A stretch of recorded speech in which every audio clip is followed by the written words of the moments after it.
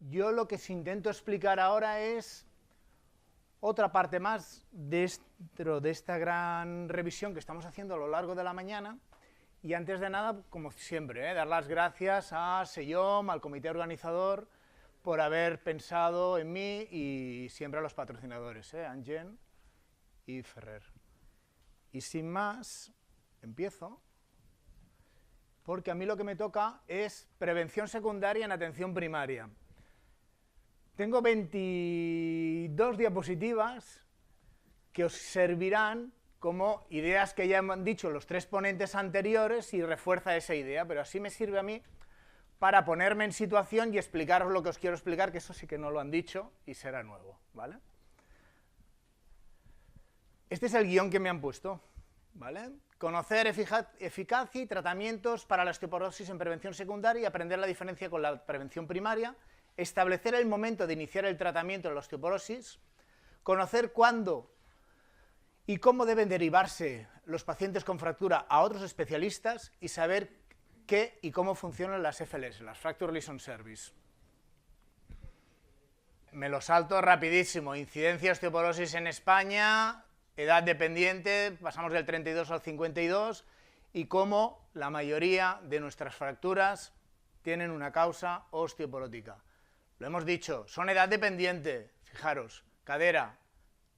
Estos son mis pacientes, Yo estoy en una unidad de ortogeriatría de un centro de atención intermedia en Badalona, que es el Sociosanitario del Carmen, y yo veo estos, pacientes de 84 años que han tenido fractura de cadera. Vertebrales, previas. Radio, como han dicho todos mis compañeros, mucho más jóvenes. Y húmero, variable, pero también más jóvenes. Nos indican el futuro, toda aquella, la mortalidad, ya veis, a medida que vamos teniendo fractura, mal asunto. A medida que tenemos mayor número de fracturas, peor mortalidad. No estoy diciendo nada nuevo que no han dicho mis compañeros.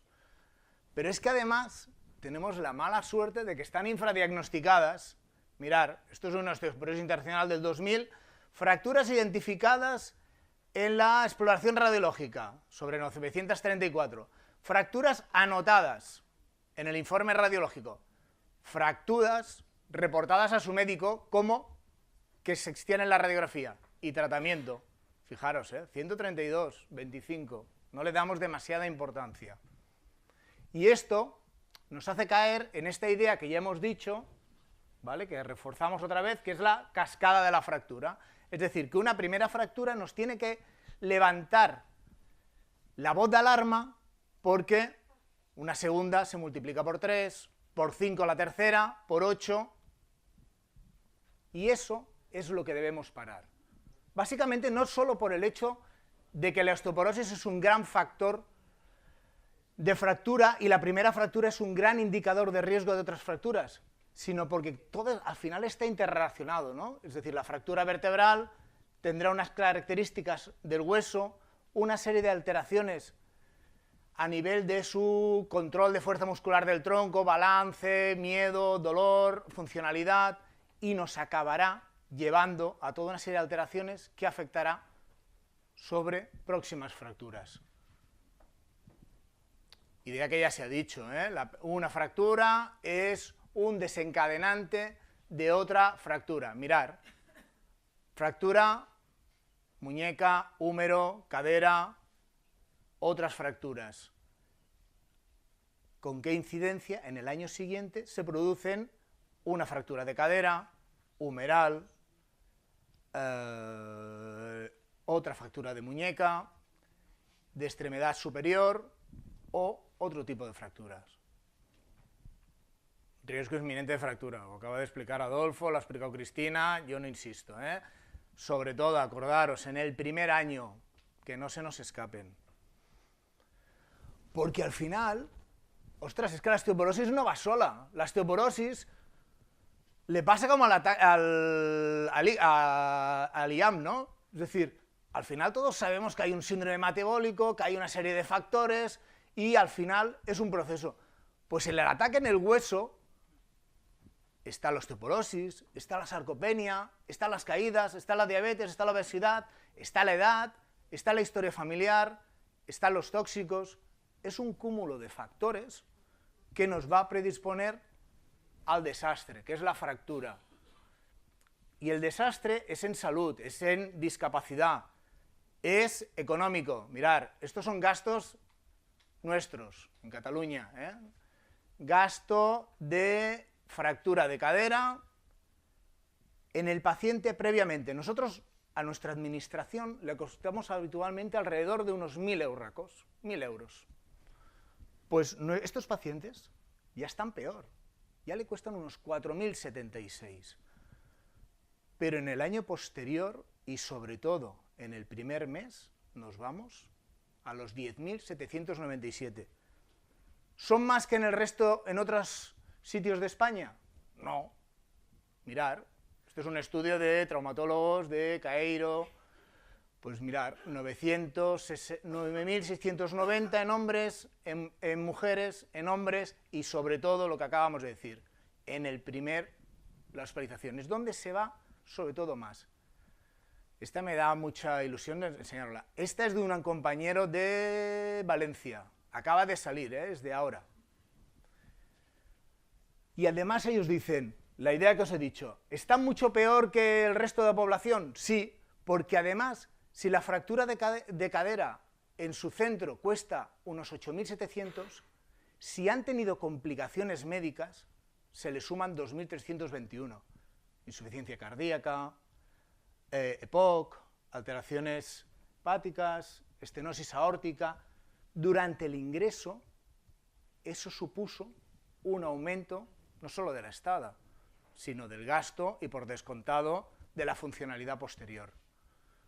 Mirar, estos son datos también de nuestra administración, 2012, 2015, 30.000.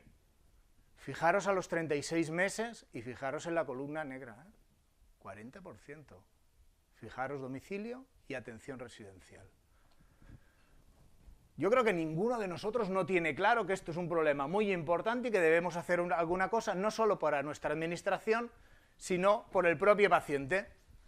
Pero nos encontramos como datos como del estudio GLOB, donde nos dice pues que al final solo un 20% de los pacientes diagnosticados salen con tratamiento. ¿Nos ha quedado clarísimo que es un problema muy importante, el más importante que tenemos nosotros? Sí, ¿no? De hecho, con el aforo que tenemos debemos estar aquí todos los que tratamos en Cataluña, porque... Os explico la diferencia entre atención primaria y secundaria, aunque no es necesario porque todos lo sabéis, pero sí que en la primaria intentamos identificar la población de riesgo y sobre todo aquellos factores que son modificables o estrategias para evitar la primera fractura. Y en la prevención secundaria intentamos evitar lo que hemos explicado hasta ahora, que no haya una segunda fractura. No me repito, factores con mayor consistencia, con riesgo demostrado, edad, antecedentes personales, familiares, tiro millas. Porque con esto, al final lo que acabaremos haciendo es que si nosotros sabemos los factores de riesgo y hemos aprendido que la fractura es un proceso multifactorial, habiendo traumatismo o no, utilizaremos una serie de escalas, donde lo que nos interesará sobre todo es conocer los extremos, los que no tienen riesgo, los que tienen mucho riesgo, y nos pelearemos por los de riesgo intermedio. ¿Con qué? Con la ayuda del MO, de la TBS, de los marcadores, dándole una serie de valores, y a partir de ahí intentamos ser coste efectivos en su tratamiento. Pero nos encontramos con problemas en la prevención primaria, que es que en ocasiones todas estas escalas que utilizamos tienen una alta sensibilidad, una baja especificidad, intentan seleccionar a aquellos pacientes para que realicemos una densitometría, tienen falta de validación en función de las poblaciones y al final acaban teniendo una baja capacidad de predicción de fractura osteoporótica. Este estudio lo ha sacado Cristina, diferentes escalas, factores de riesgo, y tú dirías, pues el que más factores de riesgo detecte, mejor puntuación me tiene que dar. Pues no. Mirar las curvas y las áreas bajo la curva. FRAX, solo la edad, el OXIRIS, el OS, el ORRIGHT, el SCORE. Eso no quiere decir que no lo tengamos que hacer, que la prevención primaria no sirva para nada, pero sí que nos genera dudas a la hora de cuáles son los factores de riesgo más importantes. Y además, otro concepto que ya se ha dicho, si miras el T-score y miras las fracturas, sobre todo en mujeres, vemos que pacientes que no serían diagnosticadas por DMO de osteoporosis sí que presentan una fractura. No nos lo ponen nada fácil, Pero como a mí me han pedido hablar de prevención secundaria, pues yo os hablo de mi libro. Y mi libro es que la prevención secundaria es lo mejor. Esto es NNT, es decir, ¿cuántos pacientes durante 5 años hemos de tratar con alendronato para evitar una fractura vertebral radiológica? 8. En prevención primaria, 29. Cadera, 46. 66. Pues me lo compráis, ¿no? Es decir, que aquellas pacientes que han presentado una fractura su tratamiento es coste efectivo, lo multiplicamos por 3 o por 1,5. Una vez ya tenemos identificada la primera fractura y no se nos puede escapar, tenemos que utilizar las 3 Is: identificar, investigar, iniciar el tratamiento. ¿Desde dónde? Desde urgencias, desde consultas, desde atención primaria. Necesitamos un sistema que nos las detecte, o un sistema de registro. ¿Cómo las investigaremos? Radiología, DMO, FRAX, seguiremos las guías. Y tratamiento, pues bien sea no farmacológico o farmacológico, ya lo decidiremos. ¿Tenemos que hacer dénsito a todas las fracturas? Es otro tema polémico.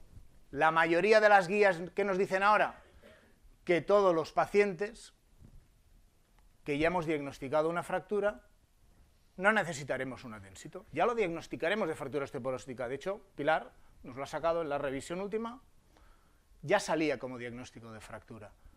Y otras nos indican que, bueno, pues previamente completar el estudio.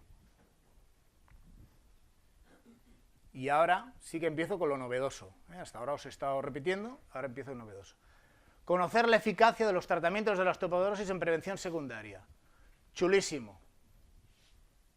Este artículo, no os lo perdáis.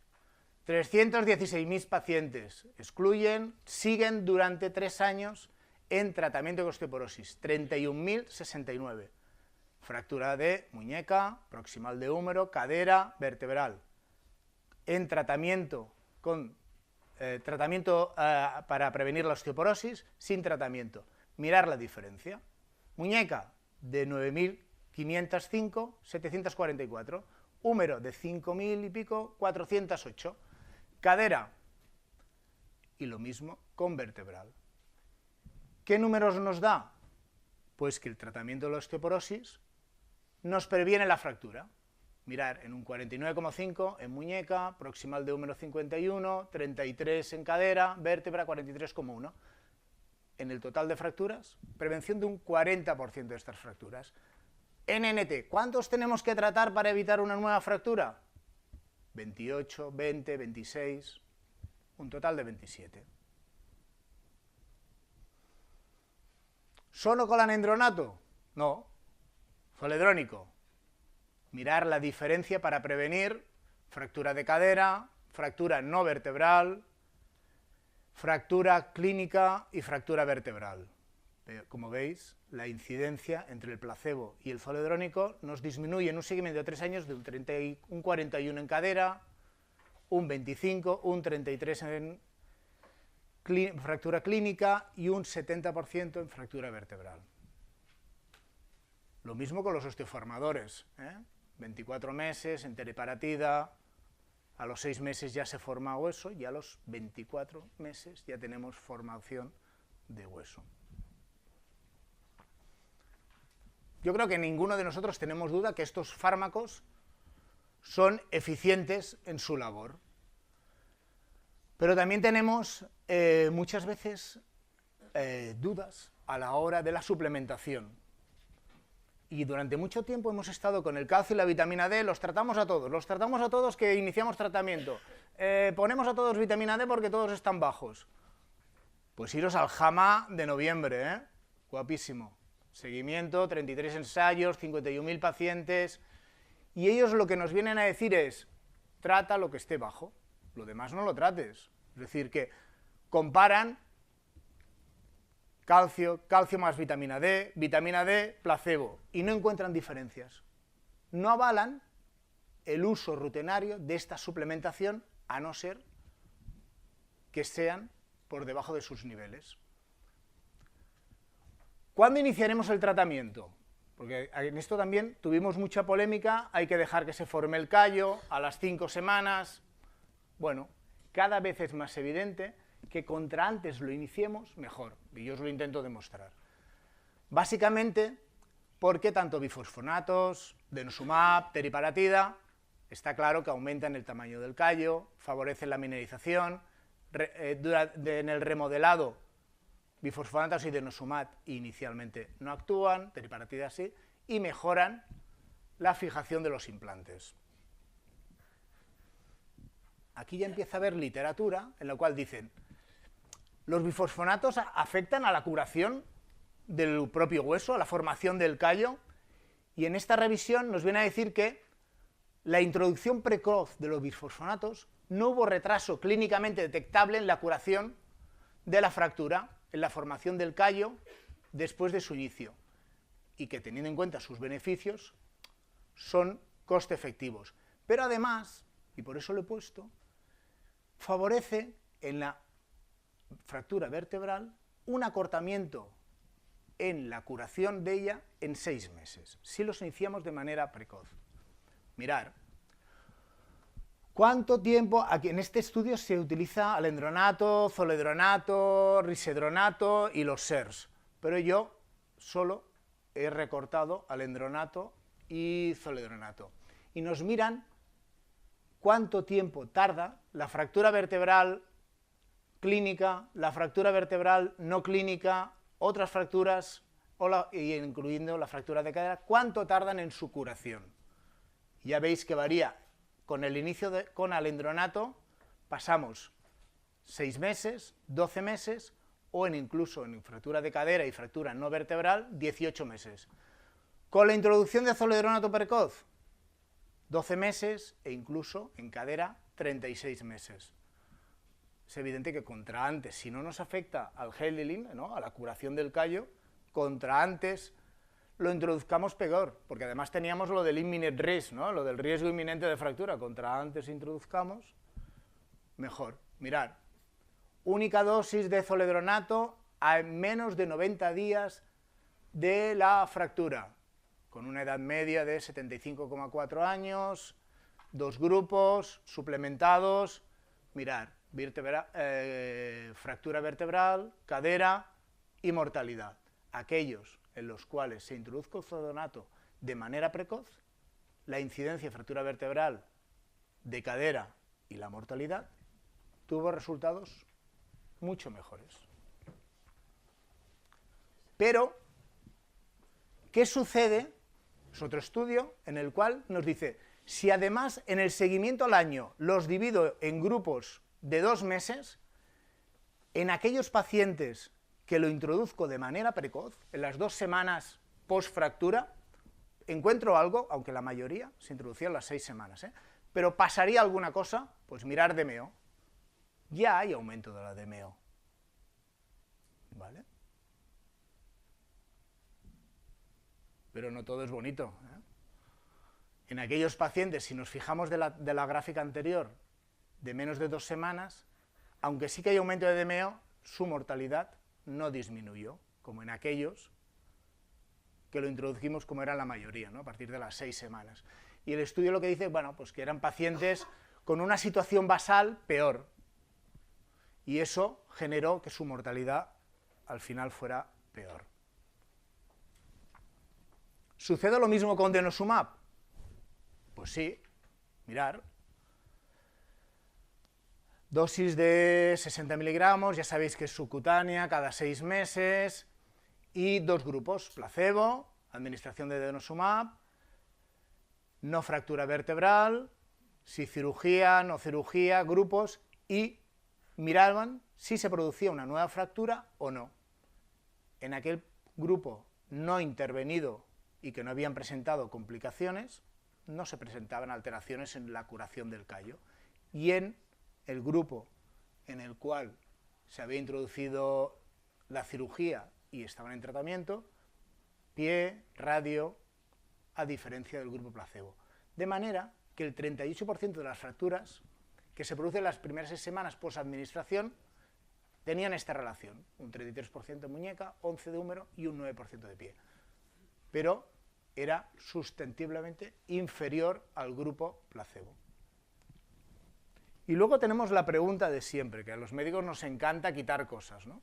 Es decir, nadie se plantea si hay que quitar un beta blocker en un cardiópata o el sintrón, pero nos encanta cuestionarnos hasta cuándo lo tenemos que tratar. Bueno, esto es la NOF del 2017. ¿Qué nos dice? Pues que entre los 3 y los 5 años, si estamos con zoledronato o con alendronato, hagamos una revisión. Si ha habido fracturas, nos lo cuestionemos, adherencia, causas secundarias, o hagamos algún tipo de tratamiento secuencial, y si no ha habido fractura, volvamos a estudiarlo, FRAX, DMO, y nos volvamos a plantear si podemos sustituirlo o no.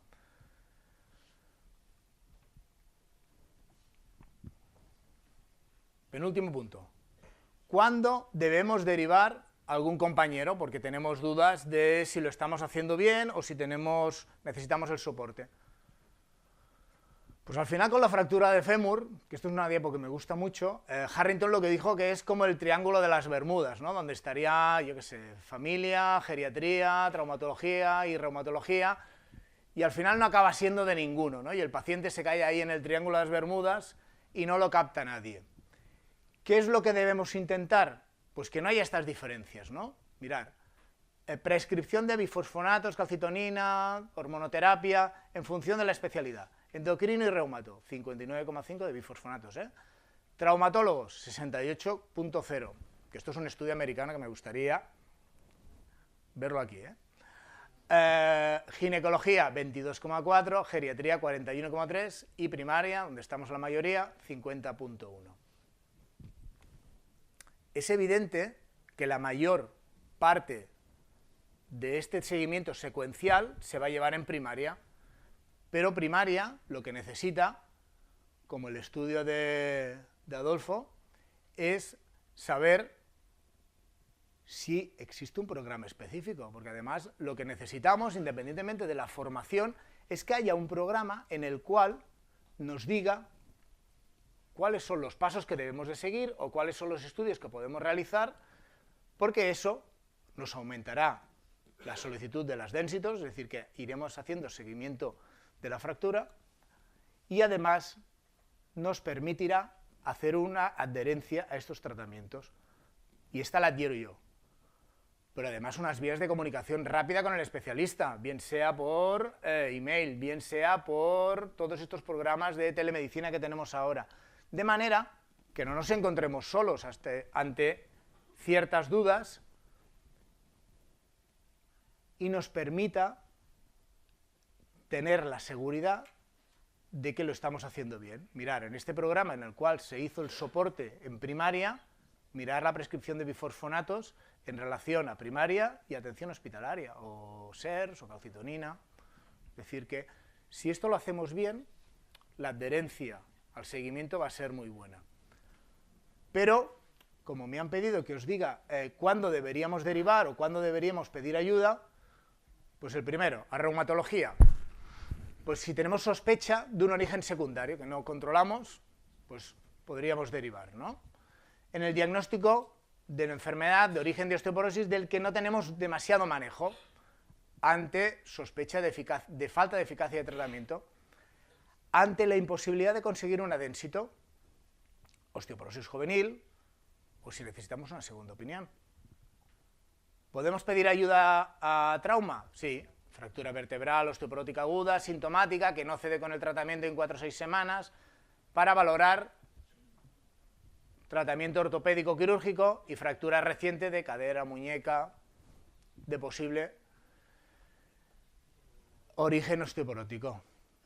Ayuda a ginecología, osteoporosis establecida en mujeres con menopausia precoz o quirúrgica sintomática, o pacientes con osteoporosis establecida en tratamiento con terapia hormonal por causa no ósea que presenten efectos adversos ginecológicos y que no se pueden solucionar desde la atención primaria. Y a nuestros compañeros de rehabilitación, pues también, paciente osteoporosis con fractura reciente que haya finalizado un periodo de inmovilización y de cuidados y que presente restricción funcional. Paciente osteoporótico con fractura con dolor crónico que condiciona su calidad de vida y es refractario al tratamiento. Intentamos hacer un tratamiento específico y rehabilitador. Paciente osteoporótico con fractura en el que se observa una mala condición física, debilidad, alteración de la marcha y necesita un tratamiento específico, o paciente que en el entorno de la familiar necesita un asesoramiento para sus ABDs y para seguimiento domiciliario. Vale, pues voy con el último punto, que quizás es el que nos puede parecer más novedoso o nos puede parecer más difícil de comprender, porque es un modelo básicamente inglés en el cual se intenta, el Fracture Reason Survey es las unidades de captación de la fractura, es decir, cuáles son los modelos en los que nos permite que todo el seguimiento clínico de la fractura no se pierda, es decir, que no se introduzca el fármaco o se produzca la fractura en el hospital de agudos y cuando salta a intermedia o salta a primaria ya nadie haga este seguimiento, para que no perdamos la adherencia y no acabamos teniendo nuevas fracturas y nueva mayor problemática.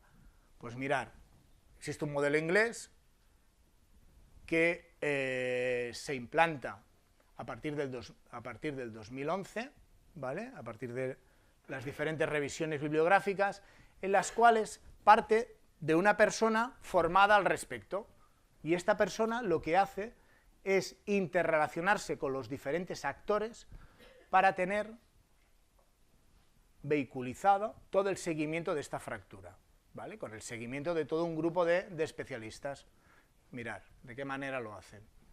Son las Fracture Reason Service, ¿vale? Como os he comentado, y lo que hacen es asegurar la evaluación y el tratamiento apropiado en todos los pacientes que han tenido una fractura osteoporótica, antes de que vuelvan a padecer una nueva fractura, como os he comentado. ¿De qué manera lo hacen? Conjuntamente hay un coordinador, por descontado el actor principal, que es el paciente, interviene cirugía, trauma, radio, otros especialistas, gestores, unidades de caída, primaria y nuestros directores asistenciales.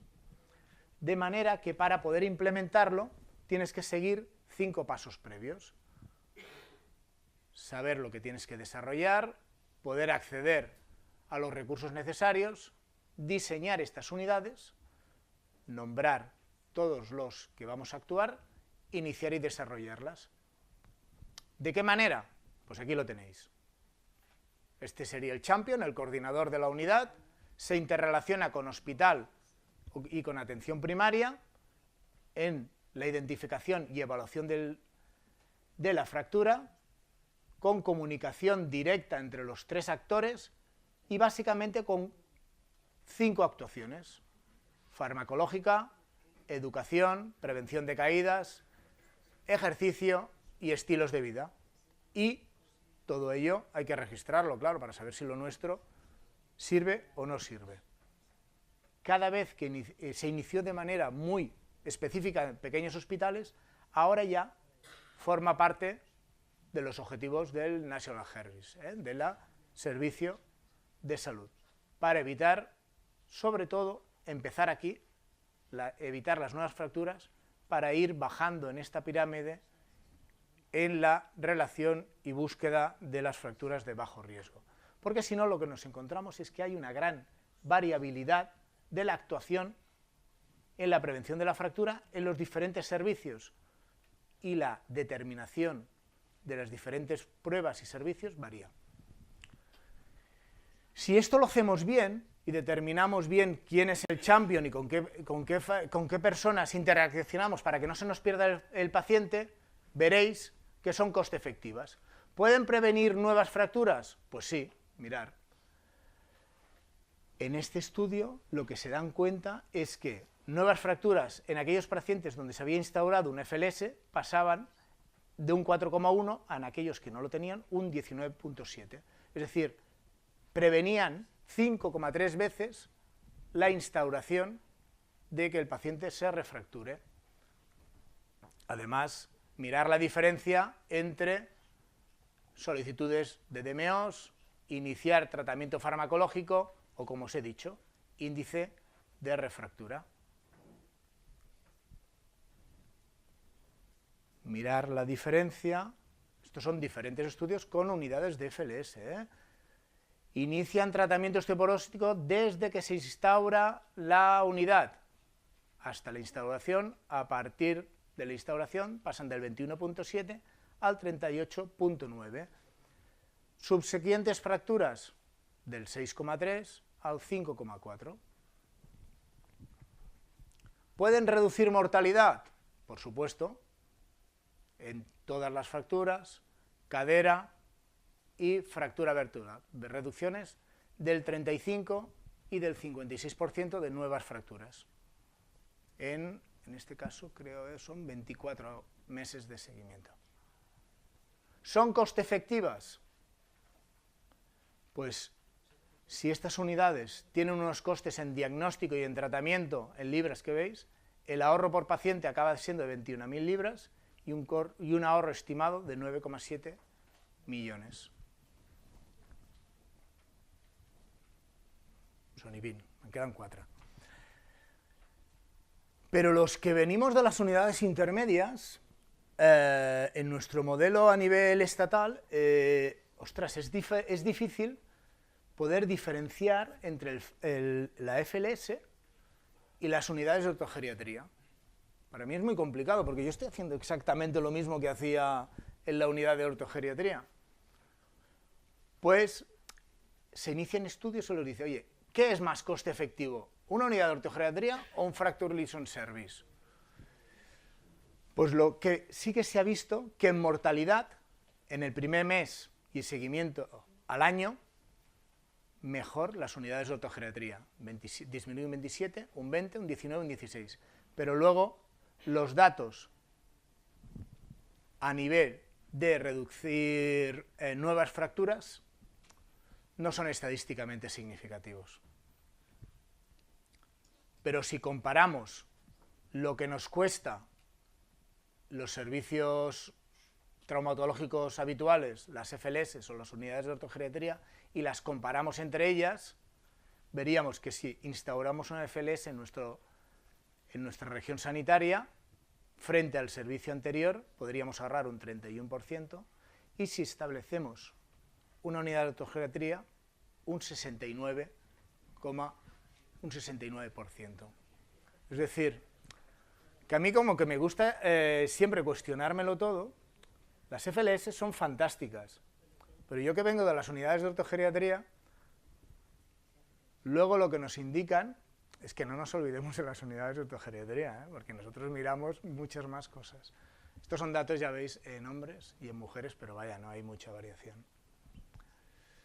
A partir de este modelo, la IOF, la International Osteoporosis Foundation, crea un programa que es el Capture the Fracture, es decir, que siguiendo una serie de 12 puntos importantes, nos pregunta a los diferentes profesionales alrededor del mundo cómo le estamos haciendo en la prevención secundaria, y nosotros reportamos un informe en el cual le decimos cómo lo hacemos, y a partir de ahí nos dan unas medallitas y nos indican cómo lo hacemos en relación al resto del mundo.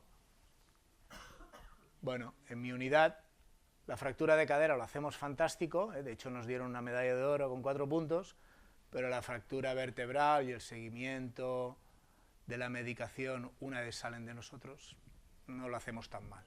Pero está muy bien porque ellos te reportan cuáles son tus carencias para ver si tú puedes mejorar al respecto. Y esto es todo lo que quería explicaros.